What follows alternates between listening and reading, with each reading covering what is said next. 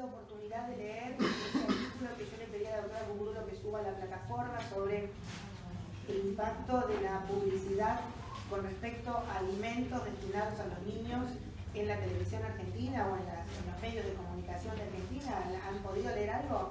¿No lo vieron? No. Porque la doctora lo subió a la plataforma. ¿Ustedes entran a la plataforma? Ah, no entran, porque está publicado. Y hay alumnos que han hecho ya algunos comentarios, capaz que sean alumnos de cuarto, los que a lo mejor lo publicaron. Pero bueno, fíjense, porque es muy interesante y tiene mucho que ver con lo que hablamos el otro día acerca del consumo exagerado de comida chatarra o de bebidas que no tienen mucho sentido y que están al alcance de los chicos, porque con la televisión los chicos después se ponen caprichosos y bueno, los padres terminan accediendo.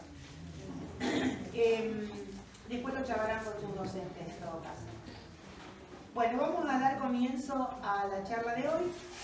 Vamos a ver cuánto pueden participar ustedes. El tema de hoy es diarrea que se prolonga o que se hace crónica. Ustedes recordarán que el año pasado, cuando cursaron cuarto, tuvimos la charla de síndrome diarreico agudo, que es aquel que dura como máximo ¿cuánto tiempo? Un par de semanas. ¿Cuándo hablamos de síndrome diarreico prolongado? Cuando llegamos a ¿cuánto? Alrededor de 30 días más o menos. Y después de los 30 días hablamos de síndrome diarreico crónico, ya sean 30 días, más de 30 días en forma continua o más de 30 días en forma alternada, porque por ejemplo hay chicos que tienen episodios de diarrea que alternan con reposiciones normales y vuelven a tener la diarrea y vuelven. Entonces eso se convierte en una enfermedad crónica. Como pasa siempre, cuando ustedes tienen cualquier patología, ya sea fundamentalmente en los niños, que se prolongue o que se cronifique, siempre va a tener mucha jerarquía si altera qué cosa en el niño. ¿Qué les parece a ustedes? El crecimiento, en peso o en talla. Sea patología digestiva, respiratoria, neurológica, urinaria, lo que sea, adquiere más jerarquía si se prolonga cuando afecta la curva de crecimiento. Porque acá van a ver que tenemos episodios de diarrea crónica con un estado nutricional que no condice con esa patología que se cronifica. Y otras causas de diarrea crónica que a lo mejor no tienen tanto tiempo de evolución y afectan severamente el crecimiento del niño. Entonces, eso ténganlo como axioma, ¿no? Cualquier patología que se cronifica y no altera la curva de crecimiento, nosotros respiramos un poco más tranquilos, o sea, la causa no debe ser tan severa. Si el chico deja de crecer con esa patología crónica, sea la etiología que sea, entonces seguramente va a adquirir mucha más jerarquía. Es como dentro de la patología aguda le decimos a la madre, preocupate si no juega. Un chico febril, que cuando le bajan la fiebre, camina por las paredes, a nosotros nos deja un poco más tranquilo que aquel que estando sin fiebre está tiradito en la cama, o no quiere jugar. Entonces hay veces que las madres se preocupan mucho porque el chico no quiere comer y es mucho más importante el niño que no juega al niño que no come, porque el niño que no come por alguna patología seria tampoco va a jugar. El tema es que las madres confunden el niño que no come con el niño que es selectivo con la comida. Entonces no come la comida que la madre le pone en la mesa, pero se baja de la mesa y a la media hora está comiendo galletitas, pide fruta, pide cualquier cosa. En general piden galletitas o se buscan algún pedazo de pan. Entonces no es inapetente, es selectivo. Así que es muy distinto al chico que no come. Si no come, pero no come nada, algo serio le está pasando y seguramente el chico tampoco juega. Así que hay que ir viendo dentro del comportamiento de los niños las cosas que son para darle más jerarquía. Dentro de la patología que vamos a tratar hoy, es muy importante ver la edad del niño cuando se presenta el problema, el estado nutricional que tiene ese chico cuando se presenta el problema de la diarrea crónica, cuando viene a la primera consulta. Vemos mucho el contexto en el que vive ese niño, como hablábamos también en el caso de la diarrea aguda o también en el caso de cualquier enfermedad respiratoria, lo mismo, cómo es la vivienda, cómo es el tema del saneamiento ambiental, la eliminación de excretas, la convivencia con mascotas, la higiene que hay en el medio ambiente donde este niño se desenvuelve, cómo es el tema de la alimentación que recibe. Son todas cosas que pasan y que influyen en la instalación del síndrome diarreico crónico y en la evolución que va a tener este síndrome diarreico. No es lo mismo hablar de una diarrea crónica en un lactante o en un niño de primera infancia que verlo en un escolar o verlo en un adolescente. Obviamente el impacto sobre lo nutricional va a ser tanto más jerárquico cuanto menor sea la edad del niño, porque si el chiquito tiene una velocidad de crecimiento muy rápida, cualquier noxa que le interfiera va a tener mayor impacto que si lo hace en un escolar o en un adolescente.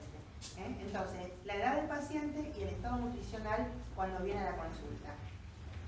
Si hablamos de causas de diarrea que se prolonga o que se cronifica en un lactante o en un niñito menor de 1 año, o sea, un lactantito, hay 2 o 3 cosas que ustedes tienen que conocer como causas fundamentales de... acá tienen un par de sillas también, 4 sillas hay acá si quieren venir, 5, 6, 7, 8, vengan para acá si no se quedan parados. Gracias, ahí tienen lugar.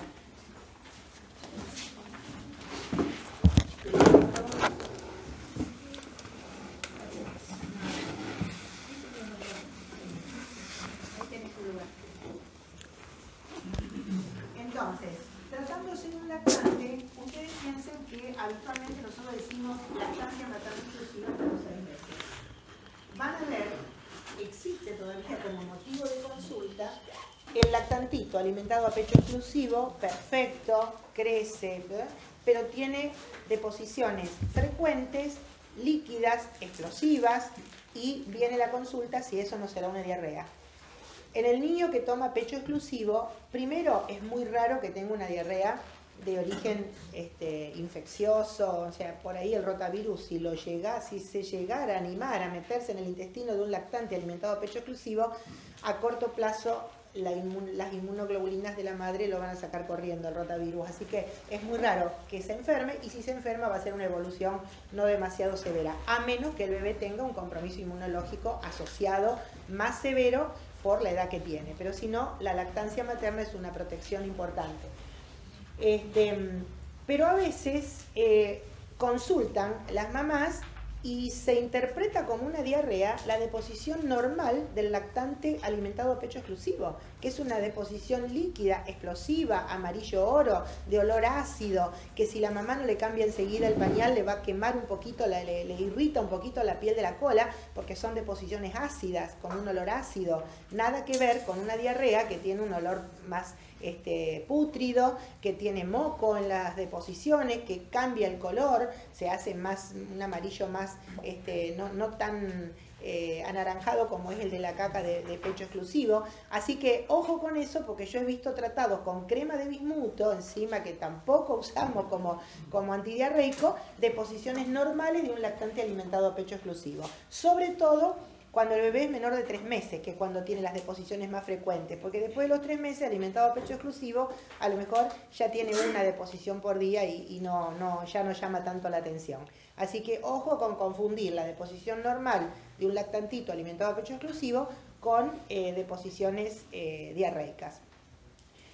Obviamente que si tiene algún cuadro infeccioso le va a sumar fiebre, le va a sumar algo respiratorio, como pasa con el rota, ¿no? Con el rotavirus. Pero este bebé podría llegar a tener, a lo mejor, una diarrea que se prolongue, que empieza solapadamente y que si pasa a lo mejor un mes, mes y medio con los síntomas, podría llegar a hacerse un poquito más intenso. Y estamos hablando de lo que llamamos alergia a la proteína de la leche de vaca. La alergia a la proteína de leche de vaca la estamos viendo con mucha más frecuencia. Nosotros hablábamos de 2 a un 5% y ahora estamos en un 8 o en un 10%, lo cual es bastante importante, publicado en las distintas comunidades o en distintos servicios.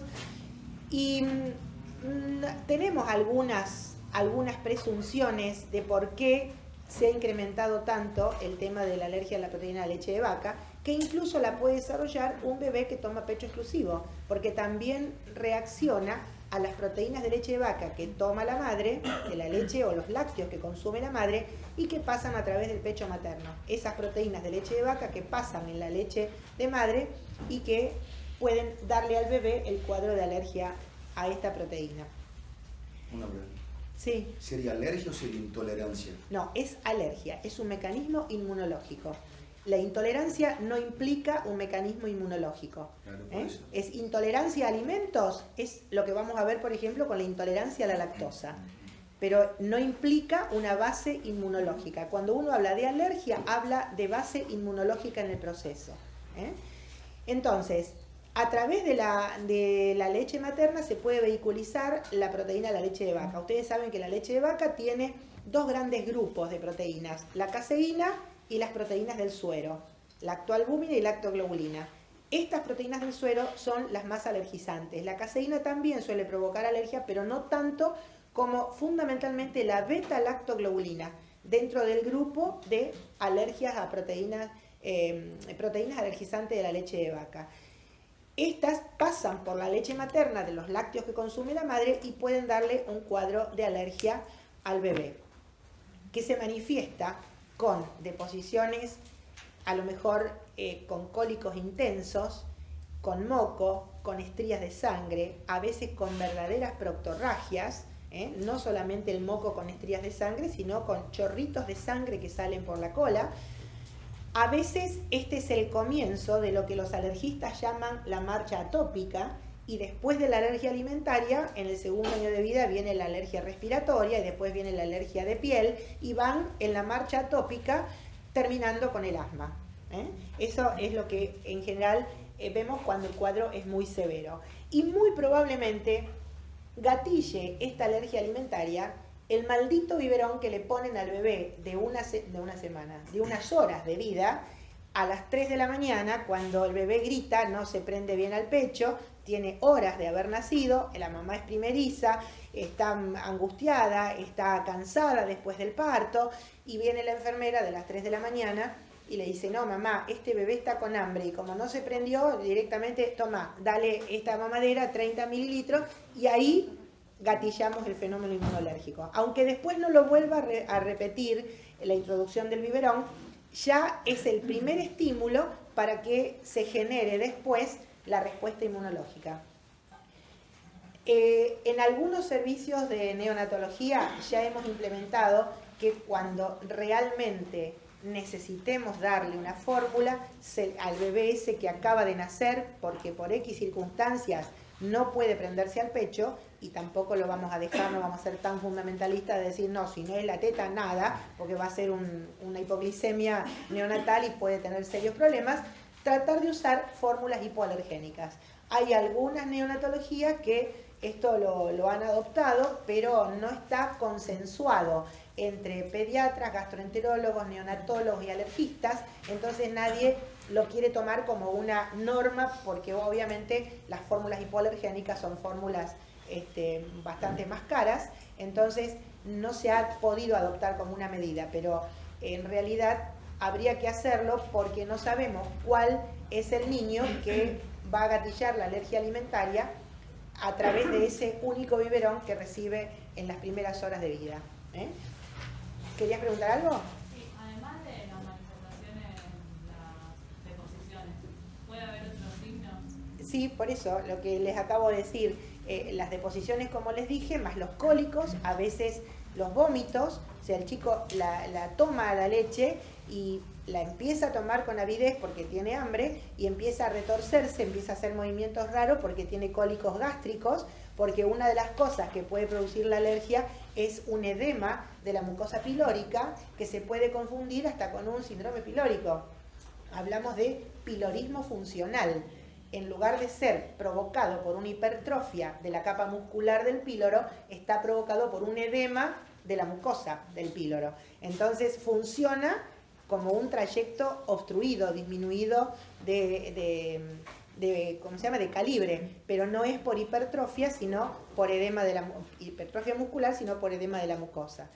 Así que en general hay veces que la alergia a la proteína de leche de vaca también se puede manifestar como un cuadro de constipación, pero es rarísimo. Generalmente, más que nada, provoca la diarrea con moco sanguinolento, a veces verdaderas proctorragias, más los cólicos, los vómitos, que generalmente son de alimento digerido y a veces tal cual lo tragó, cosa que en el síndrome pilórico de origen orgánico por hipertrofia de la capa muscular del píloro, en general son vómitos muy abundantes y vómitos de retención, es alimento digerido. El chico vomita así en chorros, mucha cantidad, porque el píloro va dejando pasar de a poquito, pero siempre queda un resto, y pasa un poquito y queda un resto, y termina haciendo un vómito muy importante, siempre de leche digerida. A veces se puede confundir con el pilorismo funcional de la alergia a la proteína de leche de vaca. Profe, ¿no Sí. puede dar urticaria como una alergia? Sí puede dar, más que urticaria, puede dar dermatitis eczematosas también. Y urticarias también. Y también una cosa muy importante es la dermatitis de contacto. Hay mamás, yo recuerdo una madre que en el consultorio me dice, doctora, ¿usted quiere ver cómo se brota cuando toma la leche? Entonces ella se puso un poco de leche de la mamadera en el dedo y se la frotó por la frente. Y a los 15 minutos tenía 4 o 5 pápulas en el lugar donde le había frotado la leche. Y a veces pasa con la zona de la boquita, de los labios donde le tocó la leche. Ojo, en el alto porcentaje de casos, afortunadamente, son mecanismos inmunológicos mediados por células. Entonces, no hacen el shock anafiláctico, pero está descrito y hemos tenido pacientes que con una gotita de leche que le toca la mucosa de la boca liberan el mecanismo mediado por IgE y hacen un shock anafiláctico, les hacen un edema angioneurótico, el chico se empieza a poner con esa respiración que no pasa el aire y nos agarramos bastante susto. Tanto que en esos así severos, cuando vamos a hacer la provocación, a lo mejor después del año, que generalmente la mayoría de los chicos vuelven a tolerar la leche de vaca, lo hacemos con el paciente internado, porque en una de esas vuelve a repetir un cuadro así que es bastante severo, y el que alguna vez lo presenció, algún shock anafiláctico por el antígeno que sea, por el alergeno que sea, es bastante feo. Pero afortunadamente existe con la leche de vaca, pero mucho más raro. Sí vemos las dermatitis de contacto, si no a lo mejor un cuadro de urticaria, y si no las dermatitis eczematosas, sobre todo cuando va a trascender lo que le llamamos la marcha atópica.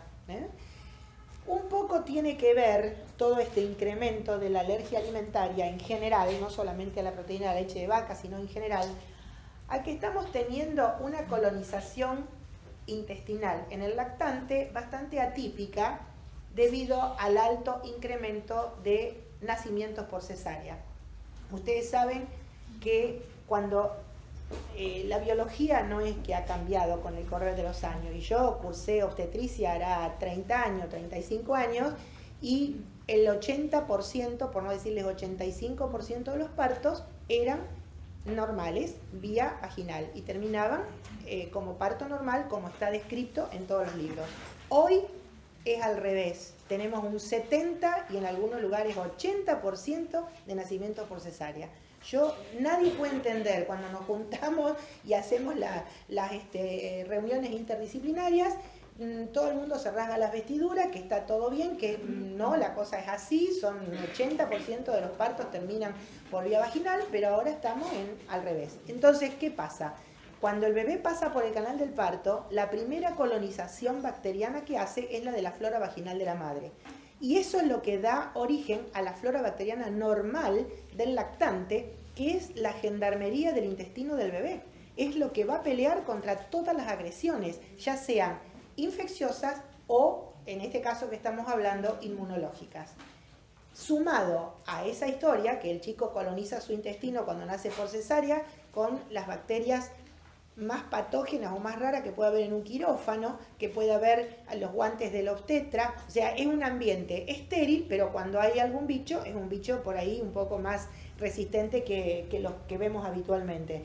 Y encima después hay un alto fracaso también de la prendida al pecho, donde también el bebé coloniza su intestino con la flora del pezón y de la areola de la madre.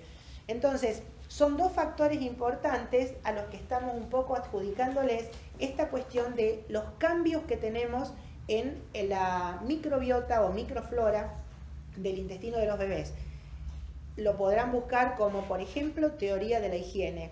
Se está hablando mucho de que las enfermedades autoinmunes tienen mucho que ver con esta falta de colonización bacteriana natural y normal que debe tener un bebé cuando nace de parto normal. Hay ya bastantes publicaciones que hablan, por ejemplo, de por qué en los países en vías de desarrollo no tienen tanta enfermedad de Crohn, tanta colitis ulcerosa, que son patologías que no tenemos bien claras las etiologías, pero tienen una base autoinmune, cosa que en los países primermundistas tienen alta incidencia de patologías autoinmunes, y una de las explicaciones podría ser esa, ¿no? Que estamos peleando contra la colonización natural y normal que puede tener el intestino de un bebé. Así que, si ustedes tienen la oportunidad de... ¿Ustedes ya cursaron obstetricia, tocoginecología? ¿Qué les comentaban los obstetras con respecto a la cantidad de cesáreas o de partos normales? ¿Hicieron algún comentario sobre eso? Que aumentaron en el privado, dijeron. Pero impresionante. En el público hacen muchos partos normales. Tal cual. Igual ahora hay una tendencia al parto humanizado, que es respetar los deseos de la mujer. Tal cual, así es. Pero respetando los deseos de la mujer, explicándole a lo que se está exponiendo ella y su bebé si elige un parto instrumentado, un parto en quirófano, ¿no? Un parto quirúrgico. Sí, eso es cierto, a nivel privado lo vemos mucho más. A nivel hospitalario la cosa es como manda la naturaleza. Entonces, bueno, hagamos la autocrítica, a ver qué es lo que está pasando, porque es increíble, cada recién nacido que recibo, tendría que hacer una estadística de mi casuística, ¿no? De mi consultorio, pero fecha de nacimiento tanto, parto normal, no, cesárea. El otro sigue, forma de parto, cesárea. Es increíble, es impresionante la cantidad de cesáreas que estamos teniendo. Muchas veces a las madres les dicen, bueno, lo que pasa es que mirá, hay un riesgo porque yo no sé, porque no sé si esperarlo porque viene el fin de semana y mirá, más vale lo tenemos ya y no sé, les dicen algunas cosas. No hablo de todos mis colegas, no quiero meterme en esa, pero desde el lado de los pediatras estamos viendo un incremento exagerado que es como que la biología hubiera cambiado. La naturaleza se dio vuelta en los últimos 15 o 20 años, ¿no? Y entonces ahora el parto por cesárea parece que es lo normal o lo más frecuente. Bueno, entonces como les decía, en estos casos, si el bebé toma pecho exclusivo, obviamente le vamos a tener que hacer una dieta a la madre, quitándole la leche y todos sus derivados y los alimentos que contengan leche o sus derivados.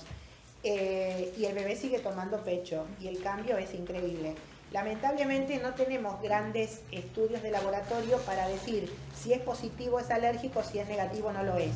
Todavía estamos basando el diagnóstico fundamentalmente en la clínica y en la respuesta clínica frente a la exclusión del supuesto antígeno, en este caso la leche de vaca, ya sea en la dieta de la madre o en el bebé si estaba tomando fórmula, y ver la respuesta.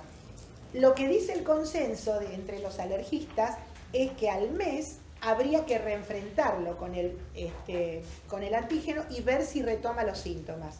En la práctica les digo que no lo hacemos, porque ni los padres quieren, ni nosotros pediatras o gastroenterólogos queremos volver a someter al chico a la misma sintomatología cuando es muy claro el diagnóstico. Ahora, si el diagnóstico no fuera lo suficientemente claro, a lo mejor para no rotularlo como un alérgico y hasta el año de vida no hacerle probar la leche o los derivados de la leche o no dárselos a la madre, si no fuera muy claro a lo mejor lo hacemos. Pero si el cuadro es claro, mucho sentido de reenfrentarlo al mes no le vemos. Entonces, a lo mejor discrepamos un poco con los alergistas y si el chico respondió bien, ni los padres ni nosotros queremos dar marcha atrás para después volver otra vez a la dieta de exclusión. Entonces, una vez lograda la normalización del cuadro, seguimos con lo mismo hasta alrededor del año. porque alrededor del año el alto porcentaje de chicos, les diría que el 80-90% de los chicos vuelven a tolerar la leche de vaca como si nunca hubiera pasado nada. Y hay un pequeño porcentaje que lo puede estirar hasta los 2 años, pero son menos, son los menos. En general responden bien y después del año, simplemente porque se produjo el fenómeno de cierre en el epitelio intestinal y entonces ya la macromolécula proteica de leche de vaca no pasa entera a través del epitelio, ya se convierte en una molécula más pequeña porque logra ser cortada esa cadena tan larga para que se introduzca en el intestino del chico como un aminoácido. Mientras tanto, el bebé, antes de que se produzca ese fenómeno de cierre del intestino delgado, pasa todo a granel, porque está preparado para recibir a granel la proteína de la leche de madre, y no la de la vaca. Entonces, después el cuadro se supera. Hablando ya que estamos en el tema de la leche, el otro cuadro es la, acá sí, intolerancia a la lactosa. Esto no es un cuadro inmunológico, es, como bien les digo, intolerancia, no alergia, porque aún en boca de colegas también el término por ahí se cruza y hablan de intolerancia a la leche de vaca y alergia a la lactosa, y es absolutamente al revés. Es alergia o hipersensibilidad con mecanismo inmunológico de por medio con respecto a las proteínas de la leche de vaca, y con respecto a la lactosa, que es el azúcar de la leche, es una intolerancia. La intolerancia primaria a la lactosa yo creo que está descrito en algún libro, porque nadie la debe haber visto nunca, porque prácticamente no existe. La intolerancia secundaria a la lactosa sí la vemos, y la vemos a veces después de un síndrome diarreico agudo infeccioso, sobre todo por rotavirus. Porque ¿qué hace el rotavirus en el intestino delgado? Provoca como un cepillado de la mucosa y barre con el polo luminal de las vellosidades donde está el laboratorio celular, donde están las disacaridasas del ribete en cepillo, que son las que cortan esa cadena formada por las dos moléculas de hidrato de carbono que conforman la lactosa. Entonces, la disacaridasa del ribete en cepillo, la lactasa precisamente, corta esa unión y así como monosacárido se absorbe.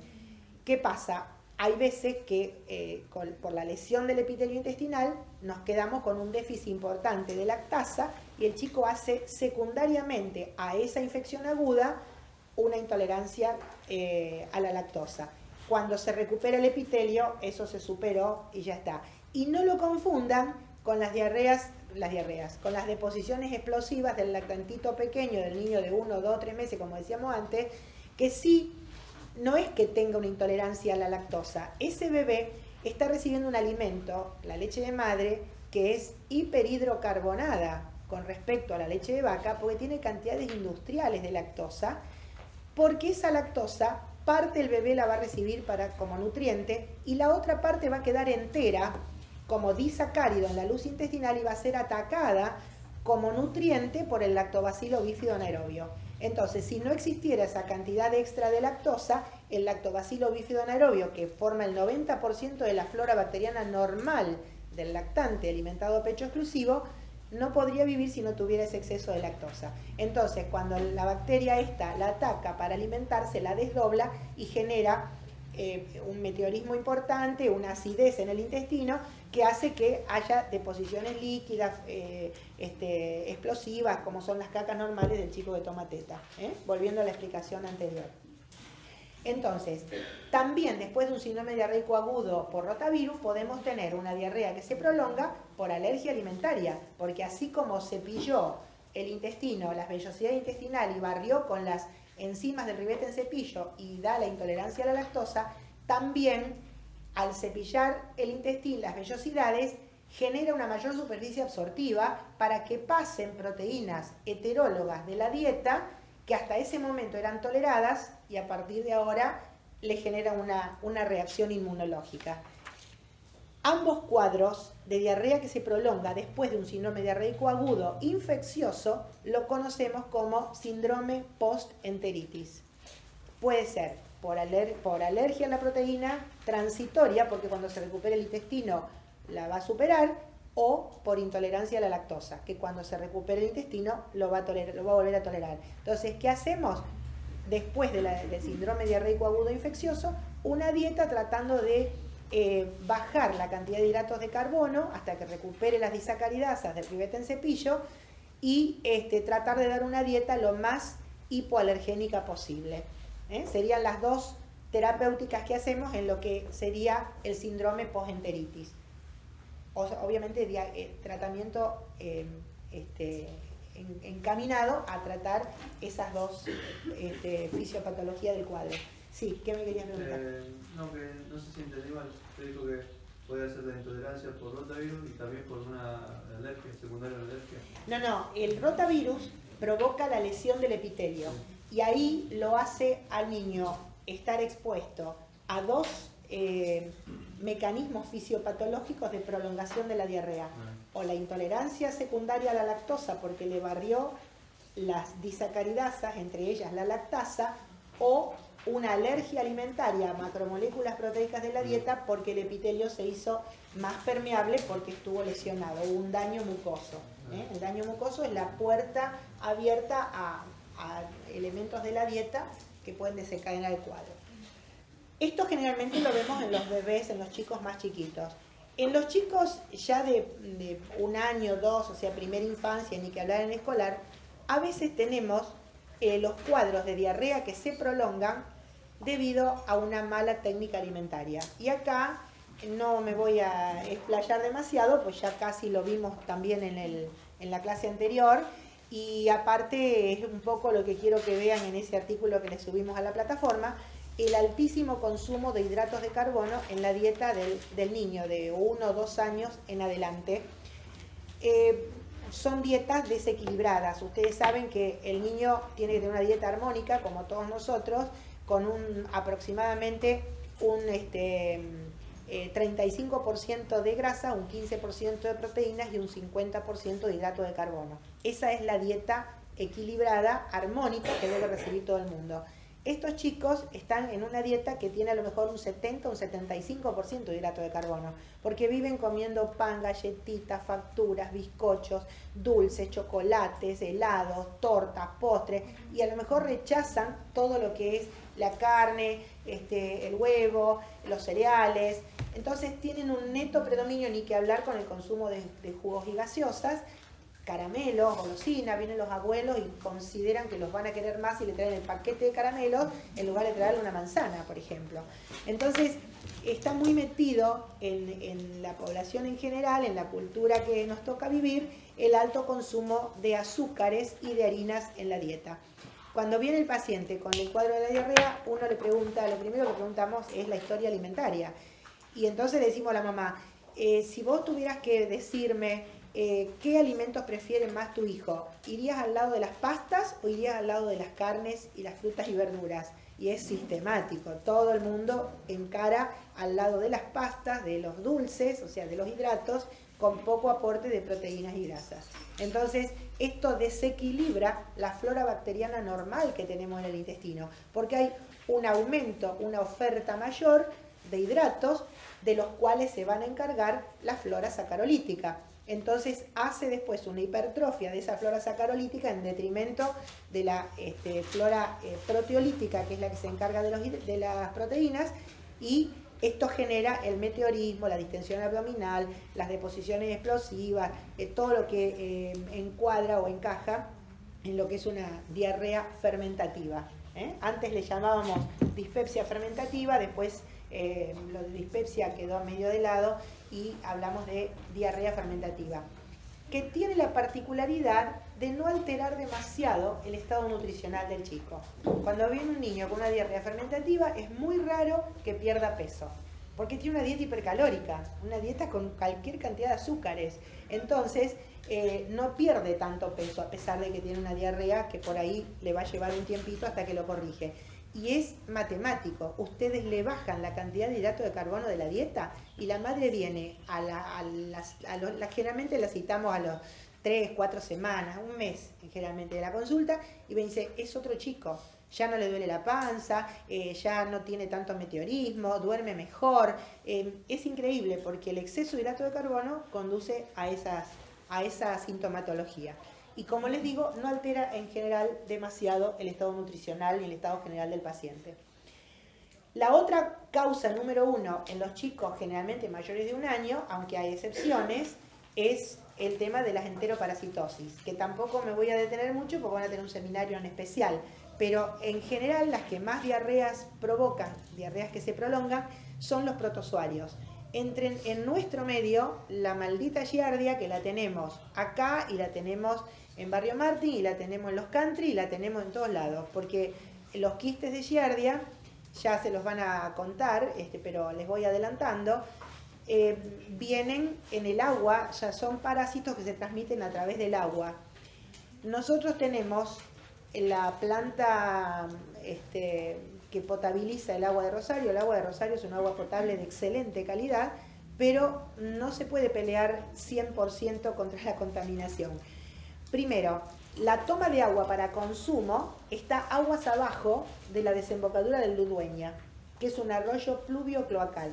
Cuando ustedes vean el río bajo, ¿no? Como está ahora que estamos hasta acá, cuando está abajo van a ver que metiéndose en el río, debajo del Ludueña van a ver los caños enormes, las bocas de introducción de agua para la potabilización.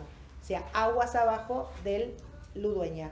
Y además no están en el medio del canal, están más cercano a la costa. Entonces el agua que ingresa es un agua bastante contaminadita. Los procesos de potabilización del agua pasan primero por el filtrado. Ustedes saben que el quiste de giardia tiene 16 micras de diámetro. O sea que los poros tienen que ser de un diámetro mucho menor que 16 micras para filtrarla. Filtran, pero no filtran el 100%. De la filtración pasamos a la decantación del agua en los piletones, para los cuales les ponen precipitantes y todo. Entonces, lo que no se pudo filtrar, precipita.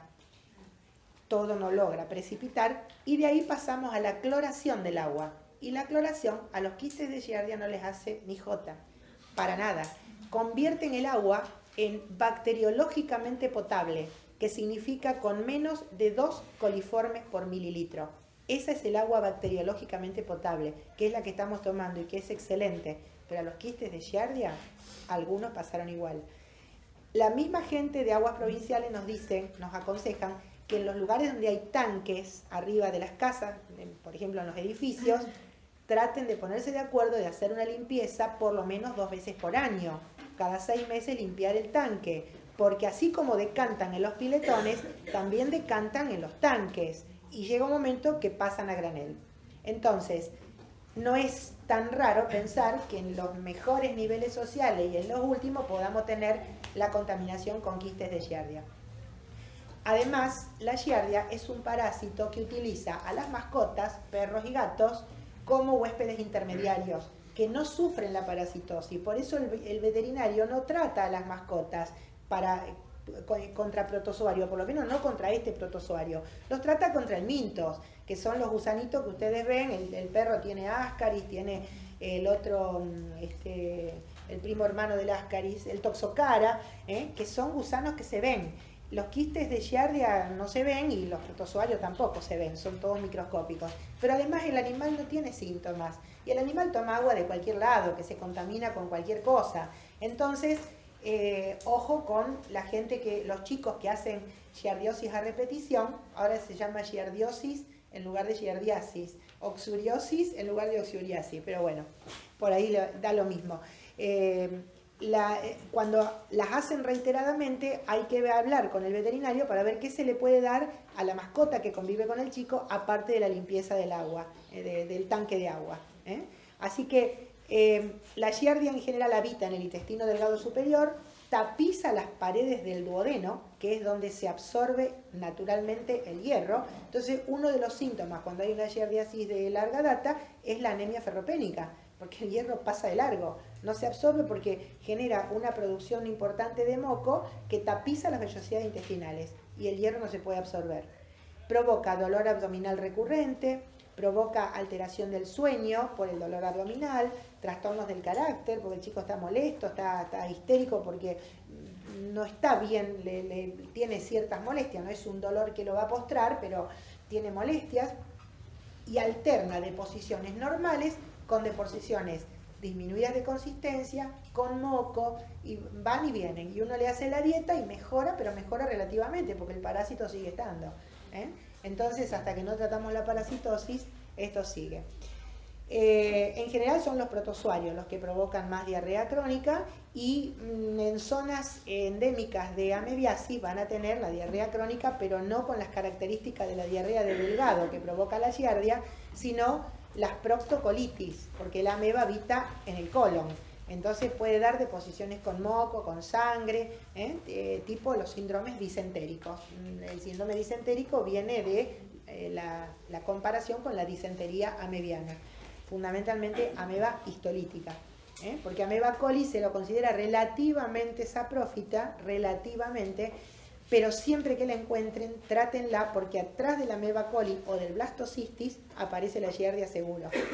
Estamos hablando de una contaminación intestinal que le sirve de pantalla a la giardia. Entonces, cuando vemos algún protozoario que no tiene por qué estar y el chico tiene síntomas, lo tratamos como si hubiera aparecido la giardia en el análisis. Estas serían las dos causas más frecuentes en un niño de segunda infancia: mala técnica alimentaria con exceso de hidrato de carbono en la dieta o la enteroparasitosis. Pero a veces arranca como un cuadro así y se prolonga y empieza a alterar la curva de crecimiento.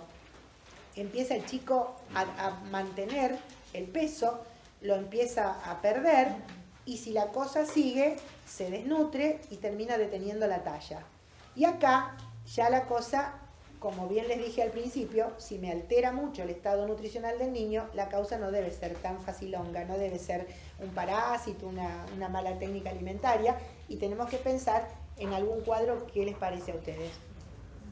¿Qué pensarían ustedes en un niño que come normalmente, pero pierde peso y tiene diarrea y no crece? En un síndrome malabsortivo.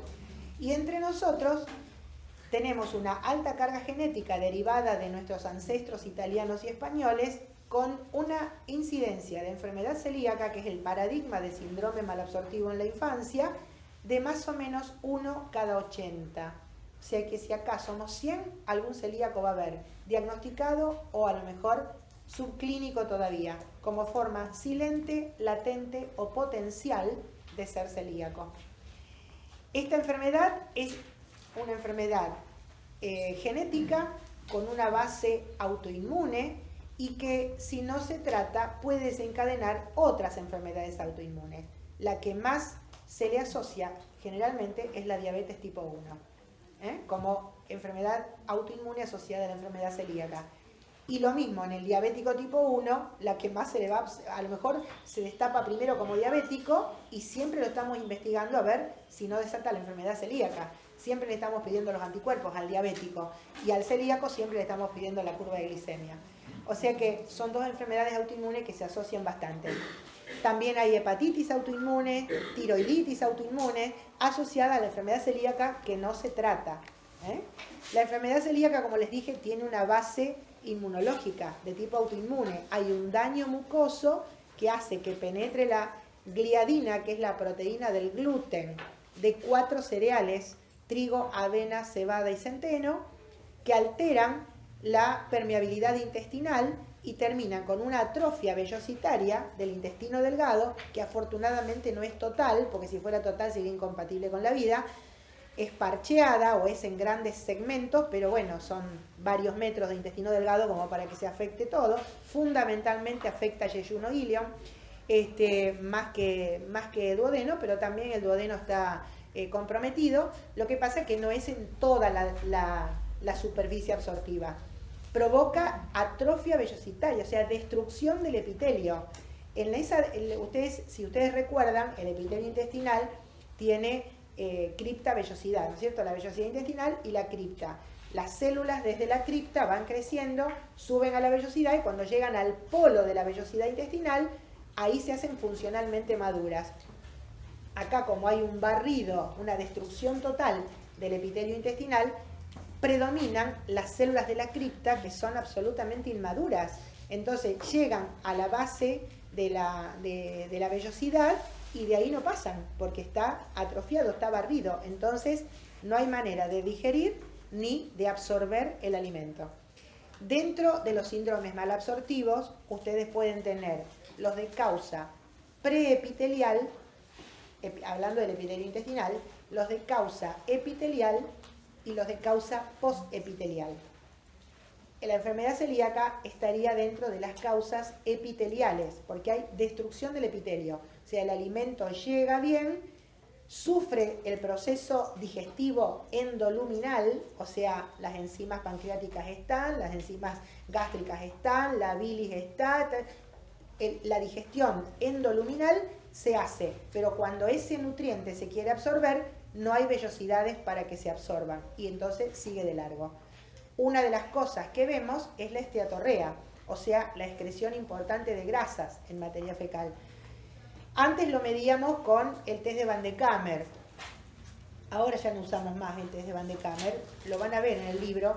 El test de Van de Kamer era la recolección de materia fecal durante 3 días y se hacía una relación entre el peso de la materia fecal y la cantidad de grasas que se excretaban. Y cuando normalmente a diario podemos excretar entre 2 y 2,5 gramos de grasas por día, el celíaco podía llegar a excretar 8, 9, 7. Después vamos a ver otra patología de malabsortiva, que es el paradigma de la esteatorrea, que es la fibrosis quística, que tiene excreción de 30, 40, 50 y 60 gramos de grasa por día. Es la esteatorrea más monstruosa que podemos encontrar, es la del fibroquístico, que es un síndrome malabsortivo de causa preepitelial. En el fibroquístico ustedes tienen la mucosa intestinal perfecta, pero ¿qué pasa? No se digiere, la digestión endoluminal es la que está afectada porque no hay enzimas. El páncreas no produce enzimas, la bilis está alterada, todas las glándulas de secreción externa están comprometidas. Entonces hay un proceso endoluminal de digestión que no se produce. O sea, lo que puede, el intestino lo absorbe porque las vellosidades están intactas, pero falla el mecanismo digestivo. ¿Qué enfermedad es esa? La fibrosis quística.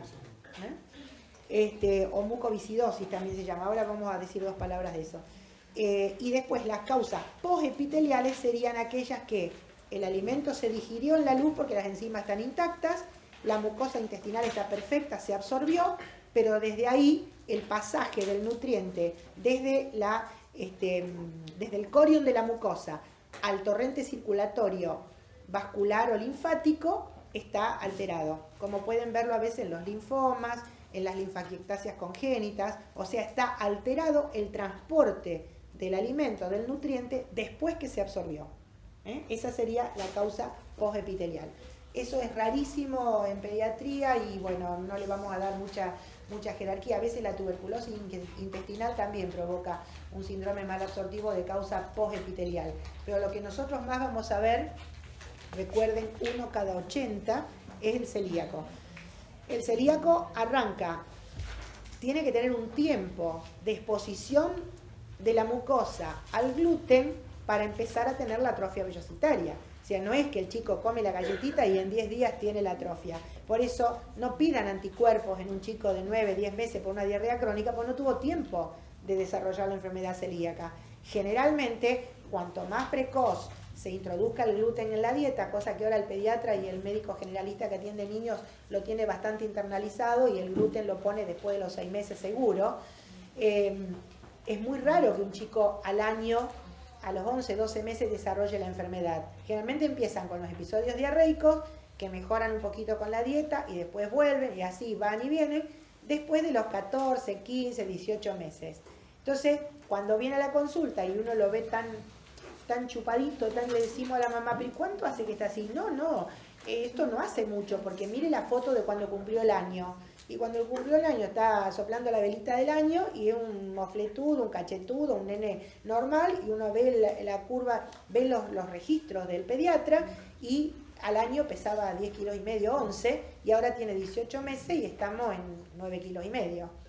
Y la talla todavía no logró deteriorarse porque como es un parámetro tardío para evaluar desnutrición, se va a deteriorar si nosotros no le ponemos un freno a esto. Entonces, para el diagnóstico, nosotros hacemos un screening o una pesquisa serológica a través de la determinación de anticuerpos, antitransglutaminasa y antipéptidos de aminados de gliadina. Ese no lo van a tener en el libro porque es más nuevo. En el libro van a tener antigliadina, antiendomicio, antitransglutaminasa. Y ahora agregamos desde hace unos 4 o 5 años antipéptidos de aminados de gliadina. Todos del subtipo IgG-IgA. Disculpe, ¿antipéptido cómo? De aminados de gliadina. Entonces, junto con los anticuerpos, pidan siempre una determinación de IgA sérica total. ¿Por qué? Porque estos pacientes suelen tener un déficit de inmunoglobulina A sérica, como cualquiera de la población general. Entonces, pero se ve más en los pacientes que pueden llegar a ser celíacos. Entonces, como los anticuerpos son del subtipo IgA-IgG, y esa IgA deriva de la IgA sérica total, si la total está baja, a lo mejor nos da un falso negativo la específica. Entonces siempre tenemos que correlacionar IgA sérica total con la IgA específica antitransglutaminasa. El test de antitransglutaminasa es un test de látex, un test de ELISA que se hace muy fácilmente, no es operador dependiente y es una metodología bastante barata, como para hacerla a nivel poblacional. Y la tienen todos los laboratorios, incluso los laboratorios hospitalarios, que tienen una red conformada entre provincia y municipalidad, o sea, cuando no hay reactivos acá se manda al CEMAR, siempre estamos teniendo la determinación de los anticuerpos sin problemas. Antiendomicio es una metodología más dificultosa, es un anticuerpo también bastante específico, pero es una metodología más engorrosa. Se utiliza la capa muscular del esófago de mono, o sea que lamentablemente hay que matar el monito para hacer el análisis, y encima es una metodología operador dependiente. Es muy específica, pero teniendo antitransglutaminasa y antipéptidos de aminado de gliadina, mucho sentido de pedir antiendomicio no tienen. Y en los chicos muy chiquitos, menores de 2 años, a lo mejor agregamos una antigliadina, porque en el caso de que la transglutaminasa o la gliadina de aminada vengan negativos y el chico tenga una diarreíta medio prolongada, sin demasiada alteración del estado nutricional, a veces vemos patologías que son bastante recientes en su forma, así digamos, en el conocimiento sobre todo del pediatra general y del gastroenterólogo también, que es la alergia al trigo o la hipersensibilidad al gluten, que no tienen nada que ver con la enfermedad autoinmune, como es la enfermedad celíaca. Son cuadros inmunológicos, pero no de base autoinmune, que a veces remiten solo bajando o sacando el trigo, nada más que el trigo de la dieta. Y estos pueden llegar a dar una IgA antigliadina positivo. Así que por ahí en los menores de 2 años agregamos la IgA, la antigliadina IgG-IgA. Pero si no, como screening poblacional, con antitransglutaminasa estamos. Si le pueden agregar la gliadina de aminada también. A veces estudiamos mejor a nuestros pacientes a nivel hospitalario que en la privada, porque en la privada le ponen, no, antitransglutaminasa solo, la gliadina de aminada no, y si va la transglutaminasa no tiene por qué pedir la antigliadina, y no se lo autorizan, y los están cobrando carísimo cuando no son autorizados por la obra social. Así que eso hay que tenerlo en cuenta también, ¿no? Con transglutaminasa estamos bastante aproximados a la sospecha diagnóstica, porque hasta el día de hoy el diagnóstico de enfermedad celíaca se hace con el estudio histológico de la mucosa intestinal. O sea que si tenemos una clínica compatible y los anticuerpos, no podemos decir este es celíaco. Lo tenemos que confirmar hasta el día de hoy con la biopsia de intestino delgado para demostrar la atrofia vellositaria que tiene ese paciente. Entonces les van a informar los patólogos por 2 clasificaciones que se manejan. Nosotros tenemos una clasificación del país de un patólogo de La Plata, que es el doctor Druth, que habla de atrofia vellositaria grado 1, 2, 3 o 4, de acuerdo con la relación cripta-vellosidad. Porque la relación cripta-vellosidad para un epitelio intestinal normal es mucho mayor la vellosidad que el fondo de la cripta. cuando hay una atrofia vellositaria, la vellosidad empieza a achatarse hasta que llega al ras de la mucosa, y eso es una atrofia vellositaria grado 4, total. Y también tiene una clasificación internacional, que es la escala o la clasificación de Marsh, que es la que usan la mayoría de los patólogos, también en nuestro país, porque sirve para cotejar con trabajos del exterior, porque en el exterior la nuestra no la usan. La de enteropatía, la de atrofia vellositaria grado 1, 2, 3 o 4, los patólogos que no son argentinos no la usan. Entonces, para trabajos internacionales o hablar de igual a igual, cuando uno habla con colegas fuera del país, es hablar de la clasificación de Marsh. Y es más, se parece bastante. Lo que pasa es que Marsh tiene por ahí en una clasificación, dentro del grado 0, 1, 2, 3, 1, 2 y 3, el 2 lo divide en 2A y 2B, de acuerdo con la infiltración linfoplasmocitaria, bueno, pero eso es anatomía patológica y ustedes lo van a recibir como enteropatía grado 2, grado 3 o 4, si usan la nacional, o lo van a ver grado 2, 3 o 2A, 2B o 3, según Marsh, y saben que tiene una atrofia vellositaria, sumado a los anticuerpos y sumado a la clínica, se lo rotula como enfermo celíaco. Y la enfermedad celíaca es una enfermedad crónica para toda la vida. O sea, quitando el gluten de la dieta, pasa a ser un individuo absolutamente normal. No tiene por qué tener problemas relacionados con esto, ni desencadenar otras enfermedades autoinmunes. Lo que pasa es que es muy difícil adherirse totalmente a la dieta, sobre todo en los chicos. Nosotros, los pediatras, tenemos el grave problema del inicio de la escolaridad preprimaria y la adolescencia. Son los dos puntos claves en que la dieta se nos va al diablo. En el inicio de la enfermedad de la escolaridad preprimaria es la famosa canastita donde todo el mundo pone galletitas y comparten. Porque claro, hay que enseñarles a compartir. Después de los 3-4 años viene la sociabilización del niño.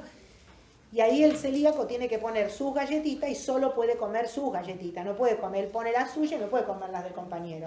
Entonces ahí vienen algunos problemas. Hablamos bastante con las maestras para que concienticen a los compañeritos de que ese nene no puede comer las otras galletitas. Entonces los compañeros, cuando el chico quiere meter alguna mano donde no debe, los mismos compañeros le dicen, no, vos esa no podés tomar, vos tenés que comer esta. Entonces está bastante... Yo tenía un paciente que también llevaba, en lugar de llevar merienda, a veces llevaba... no, la madre siempre le compraba la merienda, le llevaba su merienda a la escuela. Y entonces él llevaba su merienda y llevaba algún autito, alguna figurita, alguna cosa, y en el recreo la cambiaba por la medialuna del otro o la galletita del otro.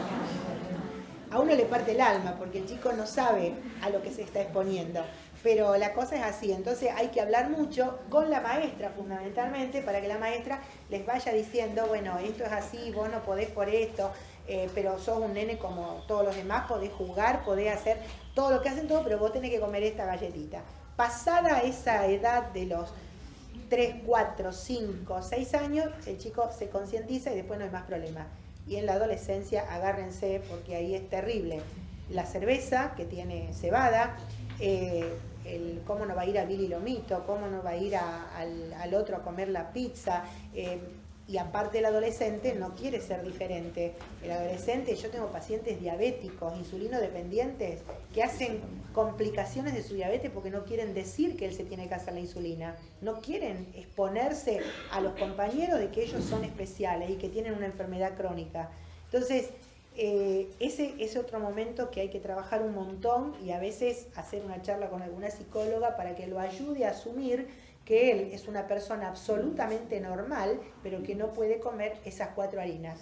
Es como decir, mira, vos sos totalmente normal, pero chocolate no podés comer. Entonces, el chocolate a vos te hace mal. Bueno, es una cosa parecida, con un mecanismo fisiopatológico un poquito más complicado, pero bueno, si no lo come, es una persona absolutamente normal, pero no es muy difícil. Pasada la adolescencia, se terminó. Se terminó cuando tienen 18, 19, 20 años, ¿no? O sea que hasta ahí hay que agarrarse. Y después tenemos las formas, la forma de presentación clásica de la enfermedad es la de las 3D, desnutrición, diarrea crónica y distensión abdominal, que es la del chico chiquito, año y medio, 2 años, 3 años. Diarrea crónica, distensión abdominal y detención del crecimiento, desnutrición. Pero después empiezan, pasada esa edad pediátrica importante de alto crecimiento y que se manifiesta así, que ya a nadie se le escapa, ningún pediatra, ni generalista, ni clínico, ni nada, se le escapa la forma clásica de presentación del celíaco, así bien panzón, con la desnutrición y la detención del crecimiento totalmente. Pasamos a las formas monosintomáticas. A lo mejor solo tienen baja talla. Es una baja talla que no encaja en ese grupo familiar. Entonces, ojo con los petizos que no encajan en ese grupo familiar. Merecen por lo menos un screening de laboratorio. El chico, una vez se hizo un trabajo en la ciudad de La Plata, chequeando con anticuerpos al primero y segundo de la fila de primer grado de varios colegios. Y encontraron algunas formas de pacientes celíacos que todavía no habían sido diagnosticados, o sea, chicos que dieron anticuerpos positivos, se biopsiaron y eran formas silentes o latentes de la enfermedad, no tan silente ni latente porque ya un síntoma tenían, que era el de la baja talla. Nosotros, los gastros de adultos tienen derivación de ginecólogos por mujeres que se embarazan y pierden los bebés, o sea, causa de infertilidad, no de esterilidad. O sea, se embarazan pero los pierden. Tienen derivaciones de oftalmólogos por úlceras de córnea que no cicatrizan y que no usan anteojos de contacto, no hay una razón, ya se volvió loco el oftalmólogo y dice, bueno, capaz que sea una malabsorción de vitamina A, anda a ver al gastroenterólogo, y era un celíaco. Trastornos de la coagulación, gente que hace hemorragias, incluso hemartrosis, articulaciones que sangran, que se por un mini traumatismo, es decir, ¿cómo va a tener un hematoma intraarticular si fue un choquecito que se dio con la ventana? O chicos que hacen hematomas por traumatismos leves, por la malabsorción de vitamina K, tienen trastornos en la coagulación. Fracturas patológicas, caídas estúpidas que lo fracturan porque tienen una osteopenia por la malabsorción de la vitamina D. O sea, formas monosintomáticas que a veces los neurólogos, por ejemplo, que derivan por convulsiones refractarias al tratamiento anticonvulsivante y no le encuentran el origen. Y hay en la placa de cráneo calcificaciones occipitales, que no se conoce muy bien la fisiopatología, pero que cuando hacen la dieta libre de gluten mejoran y logran zafar de las convulsiones. Últimamente se está hablando de asociación de enfermedad celíaca con trastornos generalizados del desarrollo del espectro autista, por ejemplo. También se lo ha asociado con, o sea, en un chico con un TGD del espectro autista, vale la pena meter en el protocolo de estudio los anticuerpos antitransglutaminasa. O sea, es una enfermedad que ha sido catalogada como la gran simuladora. Cualquiera puede ser un celíaco hasta que se demuestre lo contrario. Entonces, hay gente que dice, yo tuve una anemia por falta de hierro, me traté con hierro toda mi vida y nunca pude normalizar mi ferremia y siempre circulé con hemoglobinas de 10 gramos, adultos, y era un celíaco, mala absorción del hierro. Tratando, o sea, haciendo la dieta libre de gluten, mejoraban el tema de la anemia ferropénica crónica. Y después tienen los que están libres de síntomas, pero son grupo de riesgo, porque tienen un familiar directo de primer grado celíaco. Entonces tienen que chequearse con anticuerpos, estando libre de síntomas, por lo menos cada 3 años. Hacerse antitransglutaminasa, como un chequeo general, todos los que son hijos o padres o hermanos de pacientes celíacos. O sea, la línea directa, familiares directos de primer grado. Y ahora contamos también con el estudio genético, que nos puede ayudar bastante. Ustedes saben que el celíaco tiene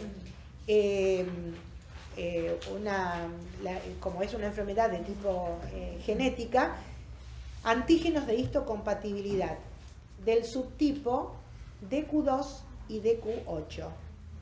Esto tiene un valor predictivo negativo. O sea, si no tenemos DQ2 y DQ8 como antígeno de histocompatibilidad, no podemos ser celíacos. Pero si lo tenemos, hay un 30% de la población que los tiene y no es celíaca y nunca va a ser celíaco, y un 70% que sí lo va a ser. Entonces, si ustedes quieren que el grupo familiar no se tenga que hacer un laboratorio cada 3 años para ver qué pasa, y obviamente si tuviera síntomas adelantarlo, por ahí le pedimos los antígenos de histocompatibilidad. Y si no los tiene, no va a ser celíaco. Entonces que se olvide de chequearse. Pero si los tiene, se va a tener que seguir chequeando, porque tiene un 70% de posibilidad de serlo, porque es familiar directo de un celíaco, y hay un 30% de que no. Pero entonces se va a tener que seguir chequeando con anticuerpos, va a tener que seguir controlando su sintomatología a ver qué pasa. Si no los tiene, ¿era? Si no los tiene, no puede serlo. O sea, tiene valor predictivo negativo. Así que ahora estamos usándolo, pero tampoco, bueno, a nivel hospitalario, por ahí lo estamos consiguiendo por esas redes que les digo de laboratorios que hay entre provincia y municipalidad, y a nivel privado a veces es más difícil. Es más difícil porque hay obras sociales que no lo autorizan, y no todos los laboratorios en la privada lo hacen. Así que por ahí tenemos mejor la salud pública estatal que la privada, ¿no? En algunas cosas. Y en estos familiares directos de primer grado de pacientes celíacos podemos llegar a tener formas silentes, latentes o potenciales, que tienen a lo mejor anticuerpos negativos, pero con un mayor infiltrado de linfocitos intraepiteliales, que se ven en una biopsia, por supuesto, porque hay gente que tiene muchos síntomas, sobre todo adultos, ¿no? Con muchos síntomas y anticuerpos negativos, y deciden biopsiarse lo mismo. Y entonces a lo mejor en la biopsia tiene alguna cosa mínima que no le positivizó el anticuerpo, pero sí le daba algún trastorno digestivo y aparece como una forma latente, silente o potencial. En realidad, las potenciales estarían en la mayoría de los familiares directos de primer grado. O sea, potencialmente los familiares directos de primer grado de un celíaco, potencialmente pueden llegar a ser celíacos. Eso entonces con respecto a esto, que como les digo, la dieta libre de gluten, hay una ley del celíaco que se promulgó en el año 2011, el 5 de mayo del 2011, que es el Día del Celíaco, donde todas las empresas que venden alimentos tienen que tener el espacio para la dieta sin gluten, el espacio para el celíaco. Y los alimentos, siempre le decimos a los padres que se fijen cuando van a comprar alguna cosa si tiene el loguito sin TAC.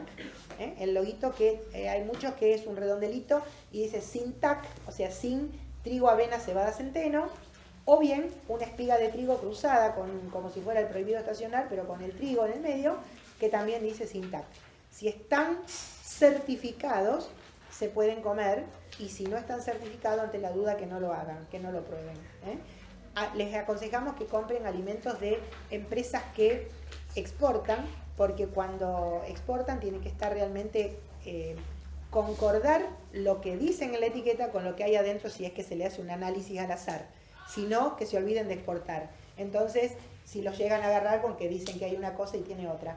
La Asociación Celíaca, que funciona en Rosario, permanentemente está chequeando alimentos con estudios bioquímicos para ver si realmente se cumple con eso, porque, por ejemplo, hay empresas que elaboran un producto sin gluten y después, como el gluten de la harina de trigo es el más barato de todo como espesativo, se utiliza para hacer fiambres, para hacer un montón de cosas que a veces lo certifican como que no le pusieron gluten porque lo hicieron con harina de maíz, que no hay problema, con fécula de maíz, pero a veces como esto se encarece más el producto, pasan al trigo, entonces lo avisan.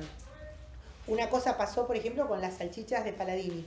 Eran libres de gluten y después avisaron que empezaban a ponerle gluten, harina de trigo, y se sacaron de la lista que puede consumir el celíaco. El celíaco puede consumir harina de maíz, tapioca, mandioca, fécula de arroz, fécula de papa, o sea, hay un montón de otros elementos, pero panificar sin gluten es muy difícil, porque el gluten es lo que le da la espesura a la masa y lo que hace que leude la masa. Entonces, cuando quieren hacer las tortas para el celíaco, las galletitas, los alfajores, es bastante más difícil, pero se aprende y lo logran las madres y la verdad que no es tan difícil. Y ahora hay muchas empresas que fabrican alimentos sin TAC. Y como les digo, van a una heladería y tienen la listita de los helados sin TAC y después la lista de los otros. Y así con todo, ¿no? En la ruta se puede conseguir, si paran en un lugar a tomar algo, tienen que tener, es obligatorio por ley nacional, el lugarcito con la alimentación para el celíaco. Una pregunta. Sí. A los hospitales, cuando llegan pacientes, sí, nenes chiquitos que tienen enfermedad celíaca y la familia no tiene la plata que se necesita para los alimentos celíacos, ¿qué se hace? Esa es la pregunta del millón. Hay una lista, porque los mandamos a Servicio Social para que se inscriban en una lista de asistencia al celíaco y le dan un subsidio. Le dan ese subsidio que no alcanza ni para llegar al día 10 de cada mes, porque las harinas especiales son harinas más caras. No vale lo mismo la fécula de maíz que lo que vale la harina de trigo. Entonces, te invito a que pases por mi consultorio de gastroenterología y veas en las historias clínicas, no cumple con la dieta por cuestiones económicas. Y es un problema que no lo resuelve nadie. Y es como les decía el otro día, uno se pone al hombro solo como profesional la mochila de manejar ciertas patologías que no dependen solo de nosotros, dependen de un montón de recursos dentro de la sociedad, que los únicos que ponemos recursos somos nosotros, la asistencia médica, el diagnóstico y el tratamiento de la enfermedad, pero después los padres no pueden hacer otra cosa. Y después, la otra cuestión que también decimos es que a veces en la caja que le dan, una época que se daba la caja para el celíaco, la caja Sintac, entonces les ponían a lo mejor las harinas especiales para hacer una torta y la gente no tiene horno en la casa. Cocinan en un poquito de carbón que le prenden fuego y ponen arriba una lata que en un momento contuvo dulce de batata y ahí cocinan. Entonces, ¿qué le va a panificar? Imposible. Entonces, agréguenle, por ejemplo, legumbres que se cocinan más fácilmente, que se pueden hervir. Hay otros elementos, pero que bueno, por ahí son más caros y entonces no van. Y le ponen a lo mejor la polenta, que sí la pueden comer, pero con un paquetito de polenta, en una familia que a lo mejor son 8 o 10, y que se pone la olla ahí en el medio, y el celíaco agarra lo que puede, porque comen todos de ahí y no alcanza. Entonces, por ejemplo, yo tengo pacientes celíacos que van a la escuela hogar, y entonces ahí van con un certificado que yo les hago de lo que tienen que comer, y en la escuela se lo cumplen a rajatabla y está perfecto, pero sábado y domingo están en la casa, y en la casa no tienen las harinas especiales ni tienen dinero para comprarlo.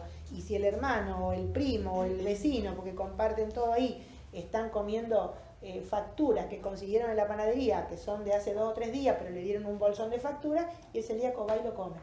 O sea, es un problema. Esa pregunta tuya, excelente, porque no contamos con los recursos. La dieta para el celíaco no es una dieta barata.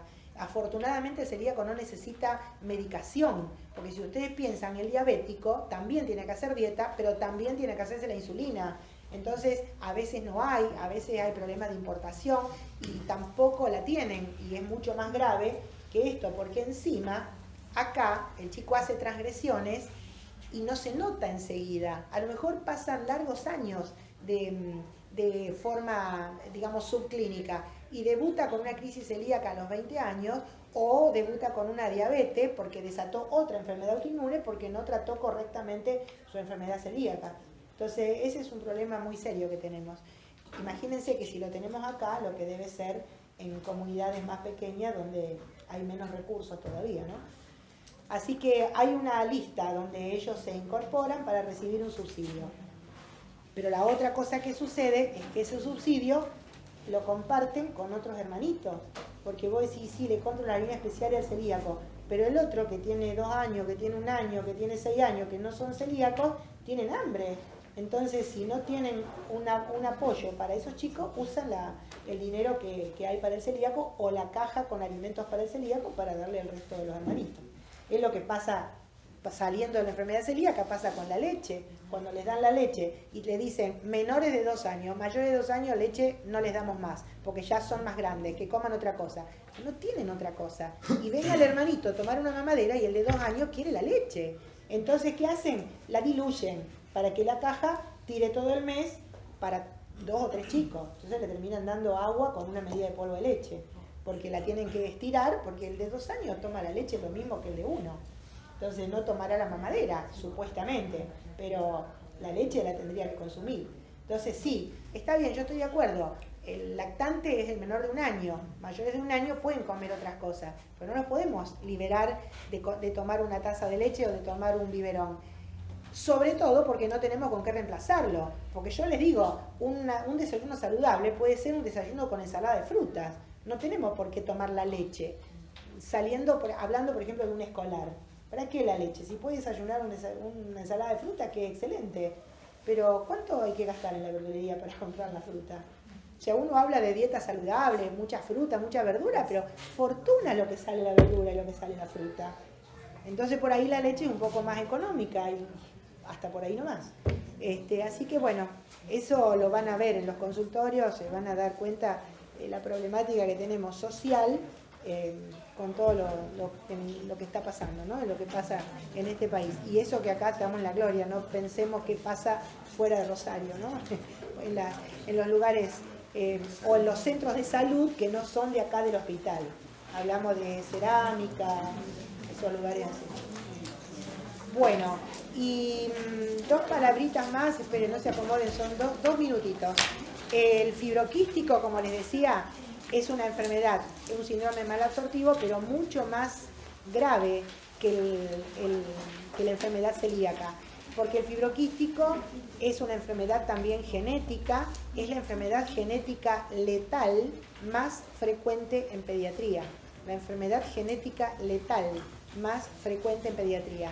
Un fibroquístico cada más o menos 1.500 a 2.000 recién nacidos.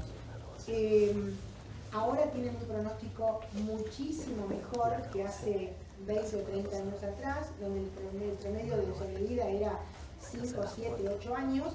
Ahora tenemos fibroquísticos que son adultos, que viven con el karma de su enfermedad respiratoria, pero los que llegan realmente a la adultez tienen un compromiso respiratorio no tan grave, tienen mayor presencia de síntomas digestivos que respiratorios, porque en definitiva lo que decide el pronóstico de la fibrosis quística es más el compromiso respiratorio que digestivo, porque el digestivo dentro de todo con las enzimas pancreáticas suplementarias lo pasamos. El fibroquístico tiene una disfunción generalizada de todas las glándulas de secreción externa. Ojo, externa, no como me dijo un alumno en el último examen, secreción interna. Nada que ver, externa. Están comprometidas glándulas sudoríparas, glándulas respiratorias, productoras de moco, todas las glándulas digestivas, el páncreas, todo lo que produzca una secreción externa está comprometido. Entonces, lo que lo lleva a trastornos respiratorios graves y complicaciones cardiorrespiratorias es la disfunción de las glándulas bronquiales, que provocan un moco muy espeso, muy gleroso, muy difícil de sacar y que se termina contaminando con pseudomonas o con estafilococo aureus. Eso le marca el pronóstico al fibroquístico cuando contaminó las secreciones intestinales. Nosotros como gastro lo que manejamos es la parte digestiva, que como les digo es la que mejor pronóstico tiene, porque con enzimas digestivas suplementarias la pasan un poco mejor, a pesar de que ahora como están logrando edades de adolescente o a lo mejor adolescentes mayores, todo bien, estamos viendo algunas patologías digestivas que no las veíamos, como por ejemplo cierta esclerosis colónica que obedece a un exceso de enzimas pancreáticas como suplemento de la dieta para poder digerir y absorber. ¿Y por qué pasa esto? Porque nosotros al darle pastillas de bifasa pancreática y de amilasa pancreática, estamos dando una cantidad siempre igual para lo que el chico come. Cosa que cuando el paciente uno se las arregla con las enzimas propias, el organismo le tira a la luz intestinal la cantidad de enzimas que necesita para esa comida. En cambio, cuando se lo damos en pastilla, a lo mejor el chico de lo que le dimos comió la tercera parte o la mitad, pero la enzima ya la tomó. Entonces, estamos viendo que por esas circunstancias hay cierta alteración de la mucosa colónica derivada de a veces excesos de enzimas pancreáticas en la luz intestinal, porque obviamente están recibiendo una cantidad determinada, pactada, que no es a lo mejor lo que necesitaron. A lo mejor en alguna comida se quedan cortos y en la mayoría de las comidas les sobraron enzimas. En cambio, cuando uno las produce lo que necesita para esa comida y lo que no lo necesita se lo guarda, no lo pone en la luz intestinal. Bueno, este es el fibroquístico. Es una patología bastante más seria que la enfermedad celíaca, que tiene un tratamiento, ya les digo, de enzimas suplementarias y la visita, o sea, es una enfermedad que manejamos interdisciplinariamente, porque acá tiene un papel muy importante el neumonólogo, con todos los controles que hace y con el tratamiento de esas probables infecciones respiratorias. Y después, para que ustedes lo lean, como diarrea crónica que puede empezar en la infancia, tienen las diarreas crónicas de origen colónico, como la colitis ulcerosa y la enfermedad de Crohn.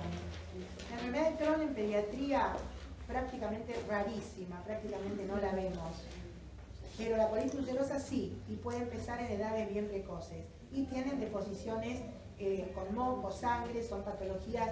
El Crohn afecta desde la boca hasta el ano. Todo el aparato digestivo puede estar afectado por el Crohn, que es una enfermedad inflamatoria transmural, o sea que afecta toda la pared intestinal, o esofágica o gástrica, genera fístulas importantes, o sea, es una patología bastante importante, pero por suerte muy poco frecuente en pediatría.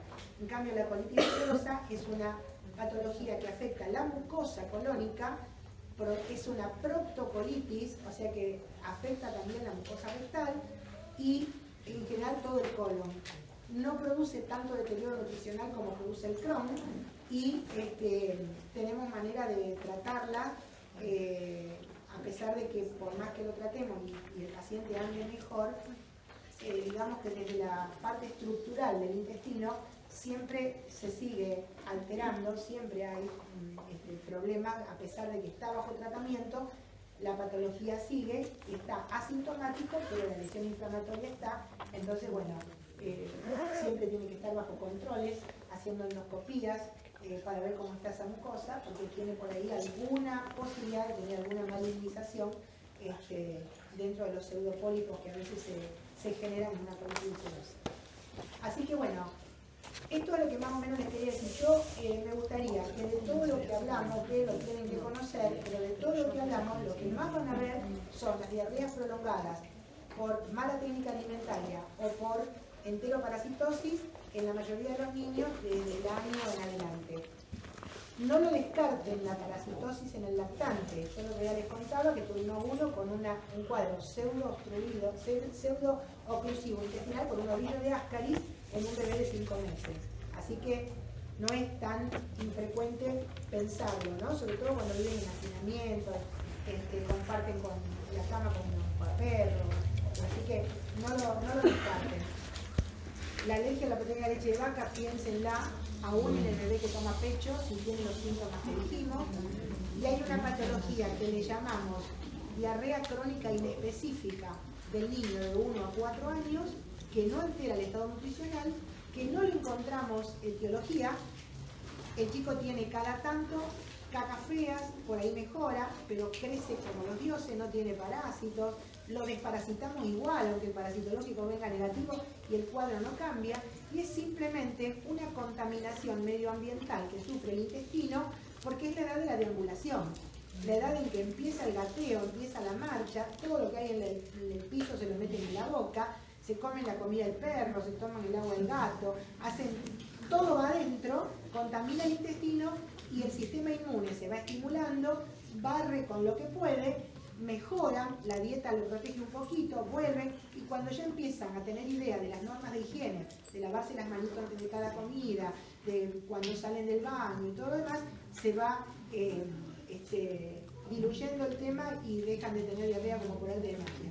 Tienen anticuerpos negativos para enfermedad celíaca, un laboratorio general totalmente normal, no están anémicos, no tienen parásitos, los tratamos igual, aunque el parasitológico venga negativo, y la diarrea por ahí la tiene y por ahí no. A veces tiene que ver con la dieta, a veces no. Es lo que los brasileros llaman sprue tropical. Contaminación del intestino, sobre todo el intestino delgado, por todo lo que significa el medio ambiente. Bueno, si les quedaron dudas, me buscan en el consultorio número 7, vengan a hacer consultorio de gastro conmigo y van a ver unas cuantas cosas que les pueden interesar.